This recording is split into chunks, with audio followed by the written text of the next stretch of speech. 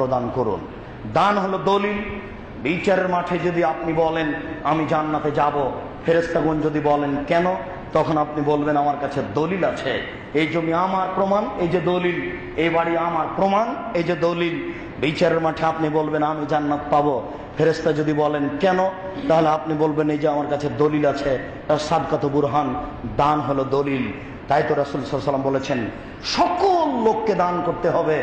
তখন সাহাবীগণ বললেন যদি না পারে, তখন আল্লাহ রাসূল বললেন ও মানুষের বাড়িতে কাজ করবে, সারাদিন কাজ করে যা পেয়েছে তার কিছু অংশ দান করবে, কিছু অংশ খাবে। তখন সাহাবী বললেন যদি না পারে, যদি না পারে তাহলে অসহায় মানুষের সহযোগিতা করবে, যদি না পারে তাহলে নিজেকে পাপ থেকে ঠেকিয়ে রাখবে, এটাই হলো দান। দেখেন কিভাবে সিরিয়াল চলে গেল। রাসূল সাল্লাল্লাহু আলাইহি সাল্লাম যা বললেন তাতে ভ্যান চালককে দান করতে হবে, রিক্সা চালককে দান করতে হবে, তার যতটুকু সম্ভব। তিনি বললেন সুবহানাল্লাহ দান, আলহামদুলিল্লাহ দান, আল্লাহ আকবার দান, লা ইলাহা ইল্লাল্লাহ দান, ভালো কাজের আদেশ দান, মন্দ কাজের নিষেধ দান। বলতে বলতে বলতে বলতে শেষে গিয়ে বলছেন স্ত্রী মিলনও দান।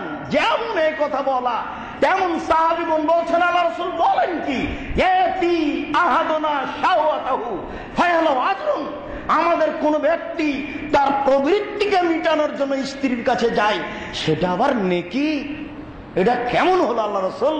তখন আল্লাহ রাসূল বলছেন আর আয়তুম, তোমাদের মতামত কি? মানুষ যদি এটা অবৈধভাবে করে তাহলে পাপ হবে না নেকি হবে?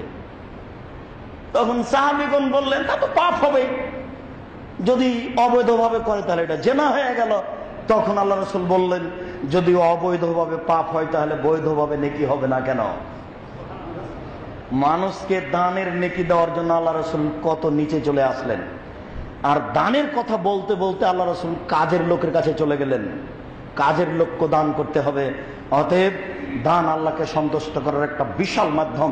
সম্মানিত মসজিদের মুসল্লি, বিষয়টি ভাবুন।